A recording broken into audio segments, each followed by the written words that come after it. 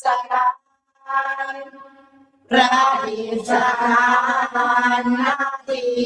สงฆ์ควรแล้วจึงมั่นคงชุติภารธรรมขอพรวรเลิศมโหฬารปวงสัตว์ในโลกากิเลสน้อยก็ยังมีขอองค์พระจอมรักสุธรรมทันรู้จีโปรดปรนประชาชี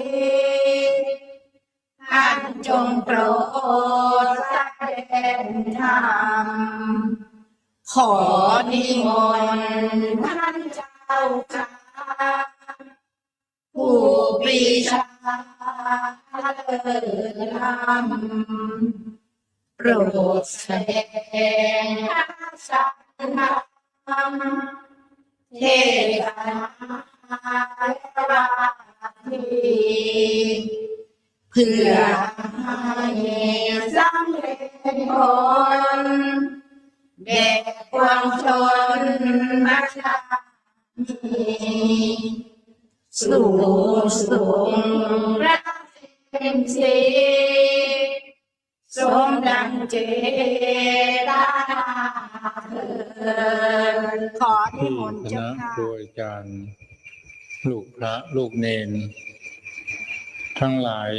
เอาเป็นภาระธุระในการศึกษาเราเรียนและในการปฏิบัติเพื่อว่าเราทั้งหลายทำภาระธุระในพระพุทธศาสนาครบวงจร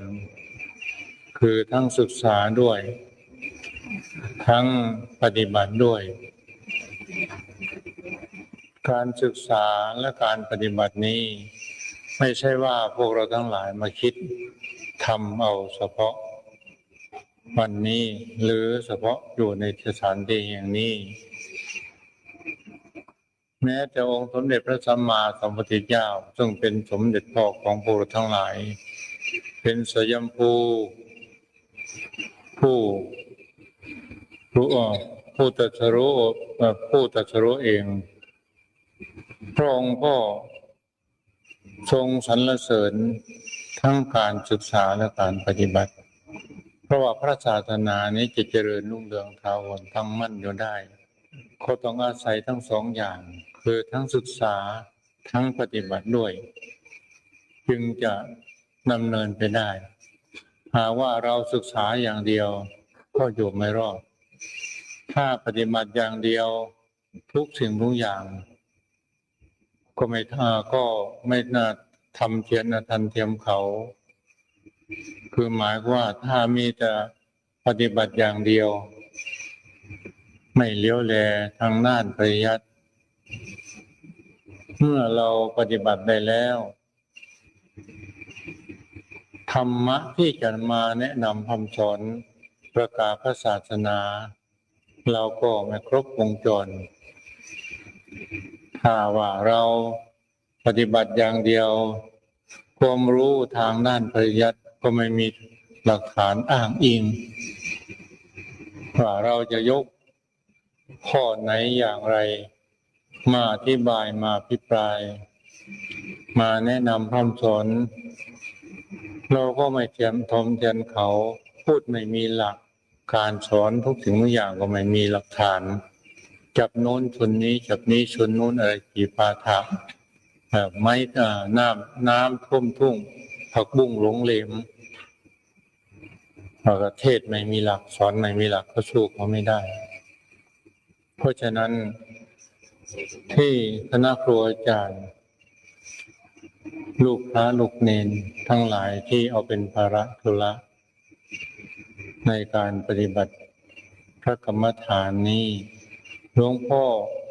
เพียงแต่ได้ยินท่านทั้งหลายจะปฏิบัติขนลุก สู้ซ่าซาบซ่านไปทั่วสารพางกายปลื้มใจและตื่นตันใจไม่รู้ว่าจะพูดอะไรได้คือน้ำตามันจะไหลออกมาทันทีเพราะอำนาจของปีติอาการปฏิบัตินี้ท่านทั้งหลายอย่าดูแคลนว่ามันมีประโยชน์วัดเราอยู่ได้ถึงทุกวันนี้ก็เพราะทั้งปริยัติทั้งปฏิบัติ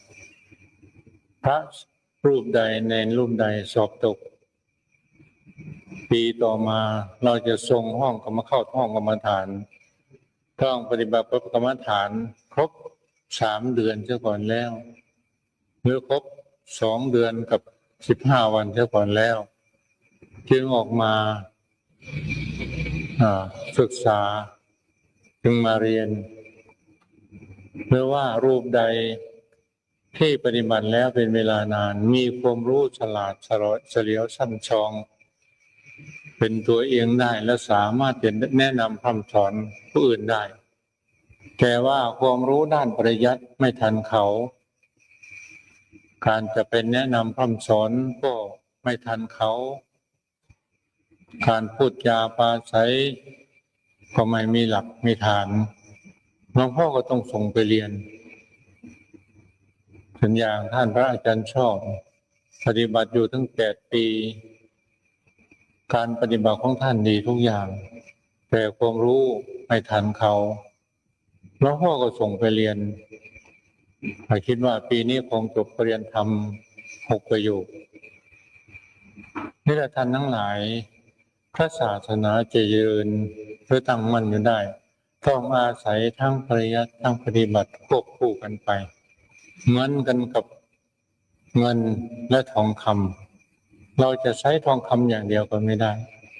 เราจะใช้เงินอย่างเดียวก็ไม่ได้เงินและทองคำต้องอาศัยซึ่งกันและกันจึงจะดำเนินควบคู่กันไปได้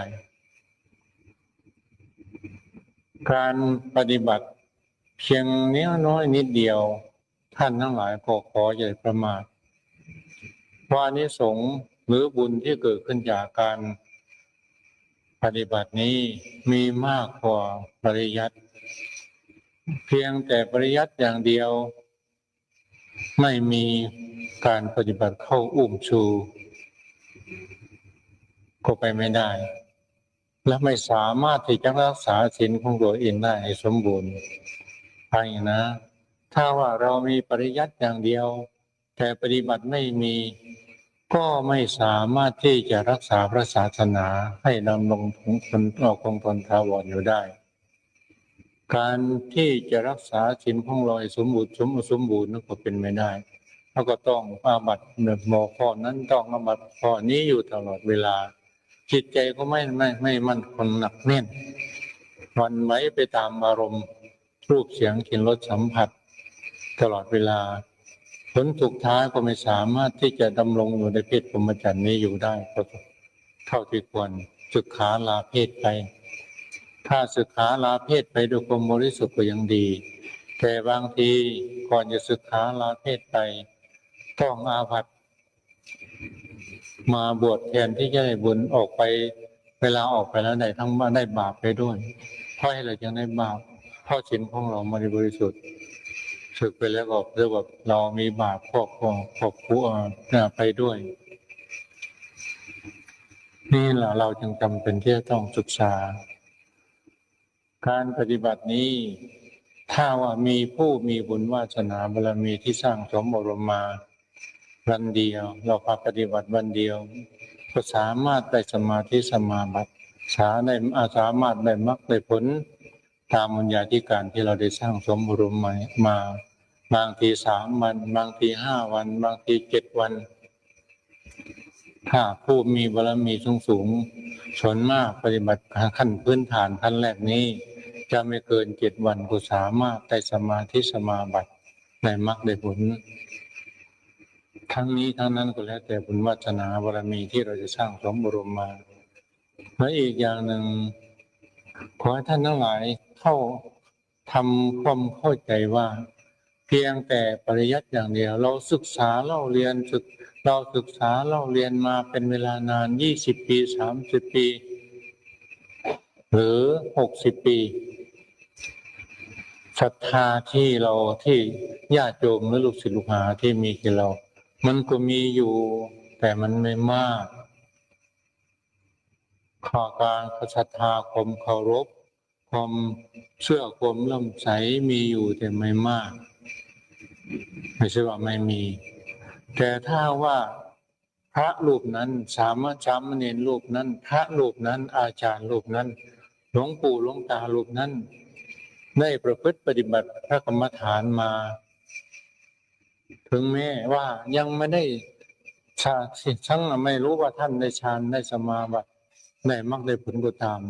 ชาวโลกเขายกนิ้วให้แล้วดีแล้วคนนี้ใช่ได้แล้วศรัทธาภาษาท้าก็หลั่งไหลมาจตุปัจจัยทายธรรมและอื่นก็หลั่งไหลมาอานิสงส์พลอยได้มันอะไรไม่สามารถที่จะนับจำนาได้โบราณอาจารย์ท่านกล่าวว่าผู้ทำเจริญภาวนานี่ในสมาธิปีเพียงแต่ช้างพับหูเพียงแต่งูแลบลิ้นเพียงแต่ช้างกระดิกหูงูแลบลิ้นเท่านั้นท่านก็เป็นบุญเป็นกุศลหากว่าเราจะตายจากโลกนี้เราตายในสมาธิคือหมายความว่าเราจะตายจากโลกนี้ไป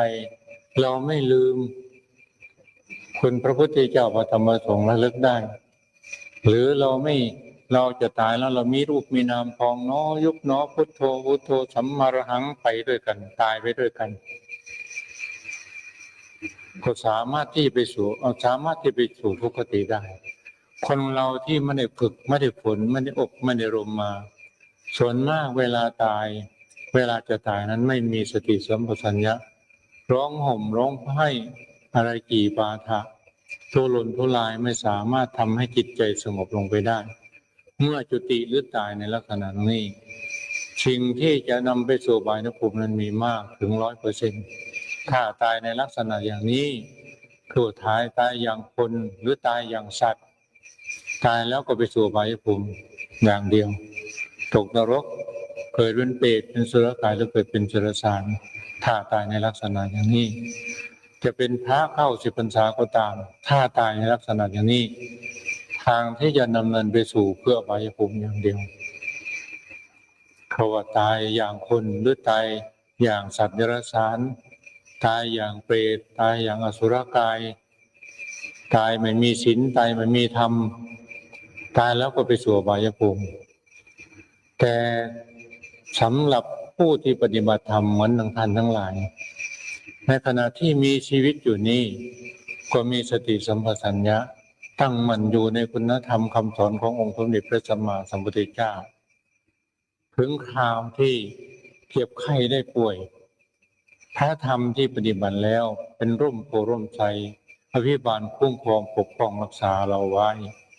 ถึงคราวเราจะจากโลกนี้ไปก็จะตายจากโลกนี้ไปคุณธรรมที่เราปฏิบัติอยู่นี้แหละ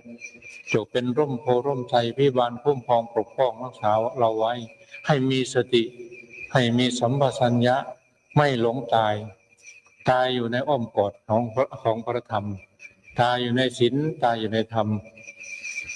ไม่หลงศีลไม่หลงธรรมไม่ลืม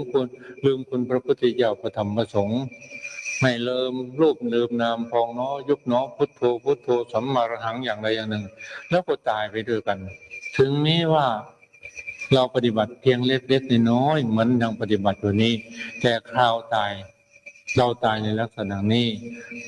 หลวงพ่อก็ขอรับรองว่าท่านทั้งหลาย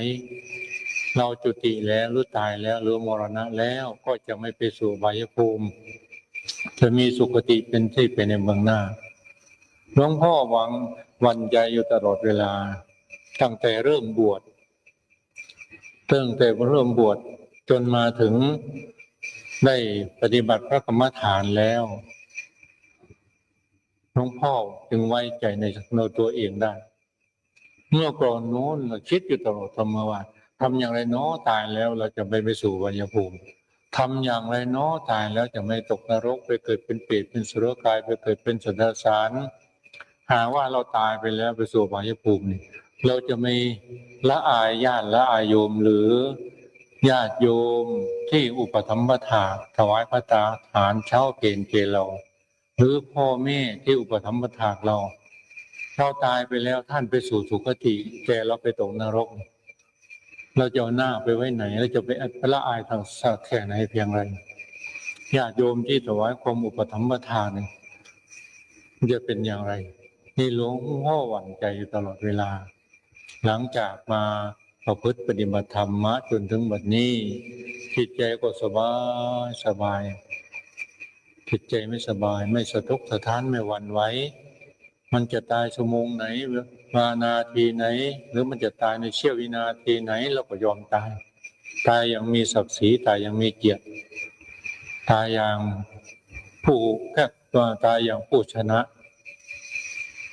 ไม่ต้องหวั่นไหวหรือปฏิสันใดๆทั้งสิ้นเพราะฉะนั้นหลวงพ่อก็ถามลูกพระลูกเนรว่าเราบวชมาถึงขนาดนี้ถึงวันนี้แล้ว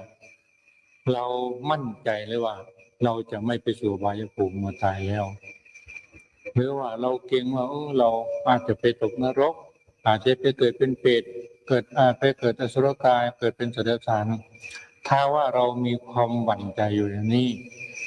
ก็สมควรอย่างยิ่งที่เราจะได้ให้ท่านทั้งหลายจะได้ตั้งอกตั้งใจประพฤติปฏิบัติธรรมเพราะว่าธรรมะที่ปฏิบัติวันนี้ก็เป็นที่พึ่งของเราในวันนี้แล้วก็เป็นที่พึ่งในวันหน้าแล้วเป็นที่พึ่งในวันต่อๆไปจนเป็นที่พึ่งในครั้งสุดท้ายที่เราจะจากโลกนี้ไปเมื่อตายแล้วก็ยังสามารถเป็นที่พึ่งในภพหน้าชาติหน้าไปตามระดับลำดับคือบุญกุศลทั้งหลายที่เราทำมาไว้ในนี้จะเป็นกระแสที่จะเป็นกระแสจิตที่บริสุทธิ์หรือเป็นกระแสบุญที่บริสุทธิ์ล่องลอยไปตามสังสารวัฏจนกว่าจะถึงฝั่งคือพระนิพพานธรรมะที่เราทำไว้ในวันนี้ปฏิบัติในครั้งนี้บุญกุศลที่เกิดขึ้นเพราะการปฏิบัตินี้ก็จะไหลไปตามกระแสคือกระแสบุญกระแสกุศลกระแสพระนิพพานถึงว่าพระนิพพานอยู่ฝั่งโน้นอยู่ไกลๆโน้นอยู่ที่สุดท้ายนั่นก็ตามแต่วิถีจิตของเรามันก็จะไหลเอื่อยไปเรื่อยๆไหลเอื่อยไปเรื่อยๆไหลเอื่อยไปเรื่อยเหมือนกับน้ำในแม่น้ำโขงมันไหลไปเอื่อยไปเรื่อยจนถึงฝั่งคือพระอมตะมหานิพพานเหมือนกันกับน้ำโขงไหลไปเอื่อยไปผลสุดท้ายก็ถึงก็ถึงทะเลเพราะฉะนั้นขอให้บรรดาลูกทั้งหลายทั้งลูกพระลูกเนรลูกศิษย์และญาติโยมทั้งหลายที่มาปฏิบัติอย่าดูถูกดูแคลนว่าการปฏิบัติครั้งนิดเดียวจะไม่ได้ผลไม่ได้อานิสงส์มาพิษลูกเดียวแต่เรากัดเข้าไปมันเผ็ดทันทีมันแสบทันทีพริกลูกเดียวทันแล้วเข้าตาแล้วแสบทันทีแต่บุญกุศลเกิดขึ้นแก่เราพับเลยเท่านั้นความสุขใจขึ้นมาทันทีเป็นบุญเป็นกุศลทันทีสำหรับวันนี้หลวงพ่อก็ขอน้อมนำเอาธรรมะเรื่องพังคยานมาบรรยายถวายความรู้แด่ท่านครูบาอาจารย์ลูกพระลูกหลวงปู่หลวงตาลูกพระลูกเนรลูกศิษย์และญาติโยมทั้งหลายจนกว่าจะสมควรแก่เวลาคำว่าพังคยานคือญาณที่เห็นความดับของรูปนามเช่นเรากำหนดฟองน้อยุบหนอนี่ในขณะอาการของอาการยุบเกิดขึ้นนั้นเราจะเห็นเฉพาะความดับไปของรูปนามไม่เหมือนอุทยพยายานนี่เกิดก็เห็นดับก็เห็นแต่พังคยานนี่เกิดไม่เห็นแต่เฉพาะดับอย่างเดียวเหมือนกันกับฝนที่ตกมาในท้องฟ้าตกมาครั้งแรกเรามองเห็นเม็ดฝนการที่มองเห็นเม็ดฝนนี้เหมือนกันกับเรากับอุทยพยานคือเห็นทั้งเกิดเห็นทั้งดับคือหมายก็ฝนหยาดฝนนั้นตกลงมาเราก็เห็น มันถึงพื้นแล้วก็รู้แต่สำหรับพังคยานนี่ไม่เห็นเบื้องต้นไม่เห็นแต่ดับเม็ดฝนก็เห็นแต่เวลามันตกทั้งที่แล้วแต่ว่าครั้งแรกมันเกิดจากไหนฝนนี่มันเกิดจากไหนเราไม่รู้เลยแต่พอเราเห็นสายฝนมันหลั่งลงมาเราเห็นแล้วข้อนี้ชั้นในพังคยานก็เหมือนกันชั้นนั้นสภาวะของพังคยานเวลากำหนดพองน้อยุบหนอสุดพองสุดยุบปรากฏชัดเจนดีแต่เบื้องโกต้นทำกลางไม่ชัดเช่นว่าเรากำหนดว่ายุบน้อยอาการยุบนี่ปรากฏชัดเจนดีเวลาเดินจงกรมก็เหมือนกันขวาย่างน้อซ้ายย่างน้อเริ่มยกขับก้าวไปนี่ไม่ชัดแต่เวลาเราเบี่ยงเท้าลงไปเหยียบกับพื้นมันปรากฏชัดบางทีเหมือนกันกับมีอะไรมาค้ำเท้าของเราไว้เบี่ยงไม่ลงเหมือนกันกับมีพูดผีปีศาจหรือสิ่งศักดิ์สิทธิ์หรือตัวอะไรมาค้ำเท้าของเราไว้เบี่ยงไม่ลงจนเบี่ยงเขาอย่างแรงหัวขมันลงไปก็มีแต่บางทีเรากำหนดพอขวาอย่างน้อซ้ายอย่างน้อในขณะที่เราเหวี่ยงเท้าลงไปจะเหยียบนะเหวี่ยงเท้าลงไปเหมือนกันกับมีอะไรมาสูบเอาเท้าของเราไปติดแน่นกับไปติดแน่นกับพื้นเหมือนกับว่าอะไรนั้นมีสิ่งศักดิ์สิทธิ์หรืออาถรรพ์อย่างไรหนึ่งมันดูดเอาเท้าหรือสูบเอาเท้าของเราลงไปติดอยู่กับพื้นสองอารมณ์ที่กำหนดไม่ชัดแจ้งถือเรากำหนดพองน้อยอาการพองก็ไม่ชัดแจ้งกำหนดว่ายุบน้อก็ไม่ชัดแจ้งเหมือนกันกับหลวงพ่ออธิบายมาเมื่อตะกี้นี้ซึ่งอุปมาเหมือนกันกับเม็ดฝนนะคือมันเรามองไม่ชัดหมายกว่ากำหนดอาการพองอาการยุบกเรืองลางรู้เหมือนกันไม่รู้แล้วก็พองเนาะคล้ายๆก็เห็นพองแต่ก็ยังไม่มั่นใจยุบเนาะมันไม่ชัดเจนแจ่มแจ้งคล้ายๆก็เป็นอาการยุบแต่คิดอย่างหนึ่งคล้ายๆก็ไม่เห็นอาการยุบนี่เรามันไม่ชัดแจ้งสามพองยุบบางทีกำหนดพองเนาะยุบหนออาการพองการยุบหายไปพองเนาะอาการพองก็ไม่เห็นยุบเนาะอาการยุบก็ไม่เห็นจนผู้ปฏิบัติจะกำหนดว่ารู้เนาะรู้หนอผลสุดท้ายอาการรู้เนาะนั่นก็หายไปสี่คล้ายกับไม่ได้กำหนดอะไรกำหนดเราเดินจงกรมก็ดีนั่งกรรมฐานก็ดีพองน้อยุบหนอก็ดีคล้ายๆกับว่าเราไม่ได้กำหนดอะไรคล้ายๆกับนั่งอยู่เฉยๆเหมือนกับว่านั่งอยู่ทื่อๆไม่ได้กำหนดอะไรทั้งนั้นบางคนจะพิจารณาเห็นว่าและคิดว่าเรามานั่งอยู่เฉยๆเราไม่ได้ภาวนาว่าอะไรเราเลยไม่ได้กำหนดว่าอะไรมันจะได้บุญที่ตรงไหนห้าพองยุบกับจิตผู้รู้หายไปเรากำหนดพองเนาะยุบเนาะอาการพองยุบมันหายไปเรากำหนดว่ารู้เนาะความรู้ก็หายไปหกบางพองยุบห่างๆพองยุบห่างๆจางๆไม่ชัดเจนดีคือไม่ทุกสิ่งทุกอย่างจะเป็นอาการพองก็ดีอาการยุบก็ดีมันนั่งห่างจางๆไม่ชัดเจนดีกำหนดไม่ได้ดีพูดง่ายๆเจ็ดไม่เห็นสันฐานหน้าท้องมีแต่อาการตึงอยู่ตลอดเวลากำหนดพองเนาะยุบหนอนี่ไม่เห็นสันฐานหน้าท้องมีแต่อาการตึงอยู่เหมือนกันกับไม่ได้หายใจเหมือนกับไม่มีอาการพองอาการยุบในขณะนั้นแ แต่บางครั้งไม่เห็นพองบางครั้งไม่เห็นพองไม่เห็นยุบกำหนดพองเนาะยุบหนออาการพองหายอาการพองก็ไม่เห็นอาการยุบก็ไม่เห็นเหมือนกับว่าเราไม่ได้หายใจในขณะนั้นบางทีต้องเอามือไปคำดู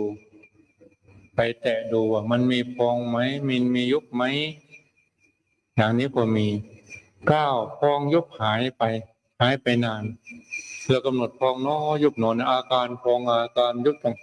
บางคนก็หายไปนานตั้ง4 วัน5 วัน6 วัน7 วันไม่เห็นอาการพองอาการยุบเลยถ้าลักษณะอย่างนี้เกิดขึ้นให้ท่านทั้งหลายเดินโยงกลมให้มากๆจึงมานั่งต่อไปอาการพองอาการยุบจะได้ปรากฏชัดเจนยิ่งขึ้น10กำหนดไม่ได้ดีเรากำหนดขวาอย่างน้อซ้ายอย่างหนอก็ไม่ได้ดีพองน้อยุบน้อนั่งน้อถูกน้อก็ไม่ได้ดีกำหนดเวทนาเจ็บน้อเจ็บหนอหรือปวดน้อปวดหนอหรือสุขน้อสุขหนอหรือสบายน้อสบายน้อก็ไม่ได้ดีกำหนดคิดน้อคิดหนอกินหนอก็ไม่ได้ดีเพราะเหตุใดยังเป็นอย่างนี้เพราะล่วงบัญญัติมีแต่อารมณ์ปรมัตถ์คือตอนนี้อารมณ์บัญญัติล่วงไปแล้วล่วงอารมณ์บัญญัติไปแล้วตอนนี้มีแต่ปรมัตถ์11นางทีวูบไปตามล่าไปตามตัวท่านทั้งหลายคงจะเวลาเรามันมีอาการวูบวาบไปตามร่างกายเหมือนกันกับมีพูดผีปีศาจมาหลอกมาหลอนหรือเหมือนกันกับผีสิงบางทีมันวูบขึ้นที่เท้าของเรามาวูบไปตามตัวของเราบางทีขึ้นศีรษะบางทีมันมีอาการวูบวาบบางทีศีรษะไปตามร่างกายแล้วก็วิ่งไปตามเท้าเหมือนกันกับผีสิงในขณะนั้น12บางทีมีอาการชามึนไปตามร่างกายคล้ายๆกับคนเอาล่างแหมาครอบคือเรากำหนดพองน้อยุบหนอนั่นเหมือนกันกับอาการพองอาการยุบแต่ในกำหนดการพองน้อยุบหนอจะมีอาการชามึนไปตามร่างกายจนถึงศีรษะเสร็จแล้วก็คล้ายๆคนเอาล่างแหมาครอบของตัวเองเหมือนกันกับเอาเสื้อนวมมาห่มตัวเราเหมือนเอาจีวรมาห่มของตัวเราอยากกระดุกกระดิกไม่ได้อยากเงยก็เงยไม่ได้อยากก้มก็ก้มไม่ได้เหมือนกันกับถูกภาษาบ้านเราเหมือนกับถูกผีอำเหมือนกันกับพวกผีปีศาจมันมากอดตัวของเรามัดไปตัวของเราบางทีนั่งอยู่ถึง5 ชั่วโมงก็ยังไม่หายบางทีต้องนั่งอยู่ต้อง7-8 ชั่วโมงก็ยังหายสมัยหนึ่งมีพระรูปหนึ่งมาปฏิบัติอยู่ในสถานที่อย่างนี้ท่านก็บอกว่าโอ้หลวงพ่อไม่รู้เป็นอย่างไรผมปฏิบัติไปนั่งพักเท่านั้นแหละผีมันมากอดแล้วผีมันมากอดแล้วผีมันมาห่มแล้วอยากกระดุกกระดิกไม่ได้บางทีไปนั่งอยู่ปีนี้ก็เห็นว่ามีแม่ชีคนหนึ่งโน้นจะสว่างแล้วก็ลืมตาหลุพองน้อยุบหนอพองน้อยุบหนอเหมือนกับผีมันมาเดินบุบมาหมดผลตัวทักจับเลยมันจับหัวเข่าเลยทุบหัวเข่าเลยต้องร้องโวยวายคนนนช่วยคนนี้ช่วยนี่แหละลักษณะอย่างนี้มันเหมือนกันกับผีสิงท่านทั้งหลาย13อารมณ์กับจิตหายไปพร้อมกันครั้งแรกรูปหายไปก่อนใจยังรู้อยู่ขั้นต่อมาอารมณ์ที่กำหนดกับจิตที่รู้ก็หายไปพร้อมกันพองน้อยุบหนอหายไปอาการพองอาการยุบหายไปแล้วกำหนดว่ารู้หนอความรู้ก็หายไป14อุปาทถีติปังคะคือความเกิดขึ้นตั้งอยู่ดับไปของรูปนามนั้นมีอยู่คือของอาการพองอาการยุบยังมีอยู่อาการพองน้อยุบน้อยังมีอยู่แต่ผู้ปฏิบัติไม่สนใจ ไม่สนใจไปสนใจเฉพาะความดับไปของรูปของนามรูปนามเท่านั้น15อารมณ์ภายในเช่นพองยุบไม่ชัดเรากำหนดพองน้อยุบหนอนอาคารพองอาคารยุบนั้นไม่ชัดเจนแจ่มแจ้งบางทีพอเรามองดูเรามองดูและเรามองดูกุฏิวิหารต้นไม้ก็ปรากฏชันๆเรามองดูศาลาการประเรียนโบสถ์วิหารก็ปรากฏชันๆก็เหมือนกับว่าเราร่างกายของเราผิดปกติเมื่อก็มีอะไรเมื่อคล้ายๆกับว่ามีอะไรมาสิงในขณะนั้นเรามองดูกุฏิของเรามันก็ชันๆเรามองดูต้นไม้ก็ปรากแล้วก็ชันๆเรามองดูโบสถ์ดูศาลาหรืออะไรก็ตามปรากฏชันๆอยู่ตลอดเวลาสำหรับตัวของเราก็เหมือนกันคล้ายๆกับมันชันแล้วรู้ว่าเรารู้อยู่ตลอดเวลาแต่ว่ามันไม่สั่นมันอยู่เฉยๆแต่ขั้นเราปรากฏเห็นชันๆ16ดูอะไรคล้ายๆกับดูสนามหญ้าในฤดูหมอกลงปรากฏทะลุมัวไม่ชัดเจนแจ่มแจ้งแม้จะดูท้องฟ้าอากาศก็ทะลุมัวไม่ชัดเจนแจ่มแจ้ง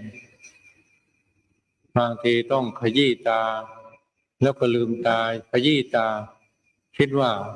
ตาของเราเนี่ยเราไม่ได้ล้างหน้าไม่ล้างตาไม่ได้ทำความสะอาดคล้ายๆว่าเรามองอะไรไม่เห็น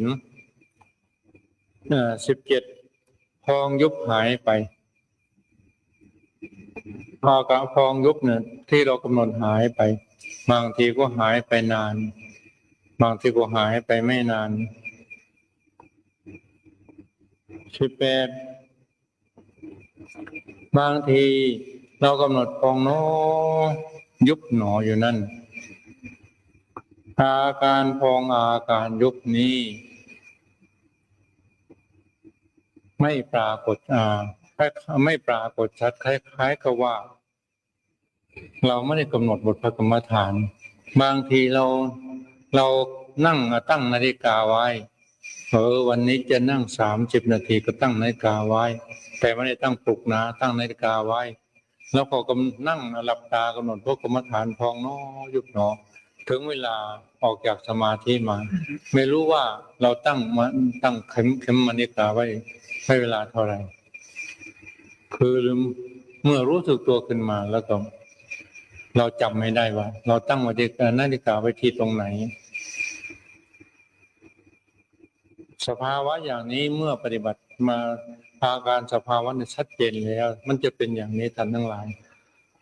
เราคิดว่าวันนี้เราจะนั่ง45 นาทีตั้งนาฬิกาไว้พอดีรู้สึกตัวขึ้นมาไม่รู้ว่าเราตั้งนาฬิกาไว้ที่ตรงไหนมันเป็นอย่างนี้